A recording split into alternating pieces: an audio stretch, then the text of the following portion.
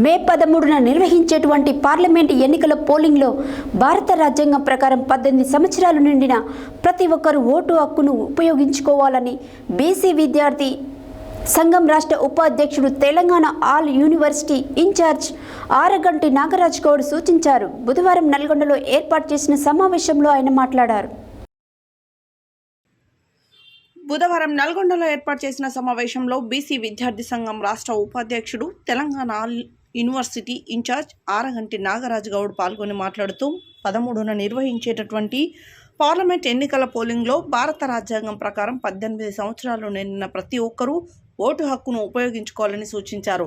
Doctor Babasaheb Ambedkar మన vote హక్కు ద్వారానే దేశ భవిష్యత్తు నిర్ణయించబడుతుంది కాబట్టి మనం ఎన్నుకునే నాయకుడిపైనే ఈ దేశ భవిష్యత్తు ఆధారపడి ఉంటుంది కాబట్టి ప్రతి ఒక్కరూ ఆలోచన చేసి మంచి చేసే నాయకుడికి ఓటు వేయాలని యావత్ తెలంగాణ సమాజాన్ని కోరారు.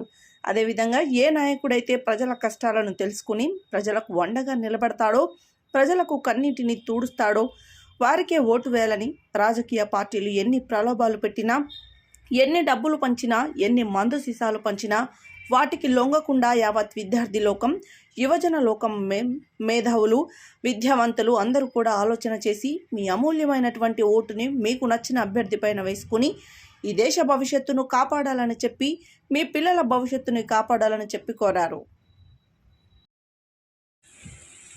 యావత్ తెలంగాణ సమాజానికి నమస్కారాలు తెలియజేస్తా ఉన్నాను.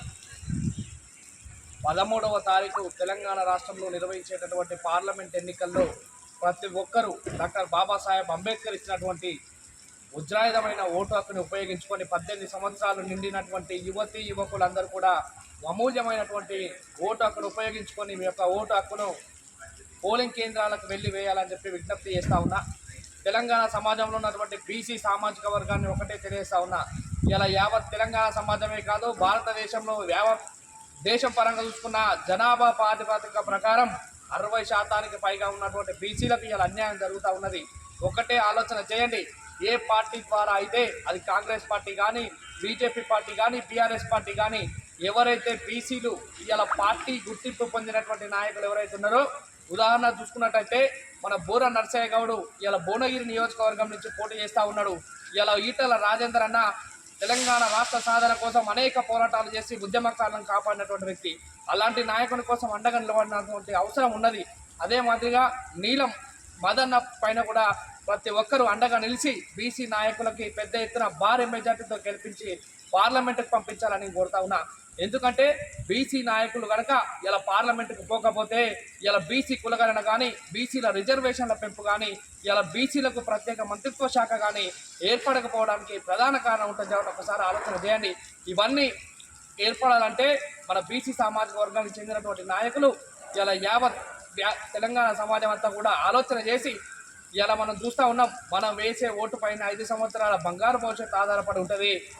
ఒక్కసారి కనుక మీరు ఓటు హక్కు నమ్ముకుంటే 5 సంవత్సరాలు దేశ భవిష్యత్తును తాకట్టు పెట్టవలసి ఉంటుంది. కాబట్టి యావత్ బీసీ సమాజాన్ని మోసం చేసినటువంటి వాళ్ళు అవుతారు. కాబట్టి ఒక్కసారి ఆలోచన చేసి మంచి నిర్ణయం తీసుకొని మీ కుటుంబ సమేతంగా వెళ్ళి పోలింగ్ కేంద్రాలకు వెళ్ళి ఓటు వేయాలని చెప్పి నేను విజ్ఞప్తి చేస్తూ ఉన్నా. ఇలా యావత్ దేశాన్ని కాపాడుకోవాలి, రాష్ట్ర అభివృద్ధిని కాపాడుకోవాలి. దేశ అభివృద్ధిని కాపాడుకోవాలంటే మంచి నాయకుని ఎన్నుకోవాలి, ప్రజల కష్టాలను తెలుసుకునే నాయకుని ఎన్నుకోవాలి, ప్రజలకు సేవ చేసే నాయకుని ఎన్నుకోవాలి, ప్రజలకు అండగా నిలబడే నాయకుని ఎన్నుకోవాలి, ప్రజలకు అన్నిటిని దూర్చే నాయకుని ఎన్నుకోవాలి. కాబట్టి ఇలా డబ్బులకు, మందు సీసాలకు, బిర్యానీ పట్టాలకు మోసపోకుండా మీ పిల్లల భవిష్యత్తును దృష్టిలో పెట్టుకొని మీ పిల్లలు విద్యావంతులు కానీ, విద్యార్థులు కానీ ఇలా మీరు పోలింగ్ కేంద్రాలకు వెళ్ళి ఓటు వేయాలని చెప్పి విజ్ఞప్తి చేస్తూ ఉన్నా. తప్పనిసరిగా ఓటు హక్కును ఉపయోగించుకోవాలి, దేశ భవిష్యత్తును కాపాడాలి, రాష్ట్ర అభివృద్ధిని కాపాడాలని తెలియజేస్తూ నా పేరు ఆరగంటి నాగరాజ్, బీసీ విద్యార్థి సంఘం రాష్ట్ర ఉపాధ్యక్షుడు, తెలంగాణ ఆల్ యూనివర్సిటీ ఇన్ఛార్జ్.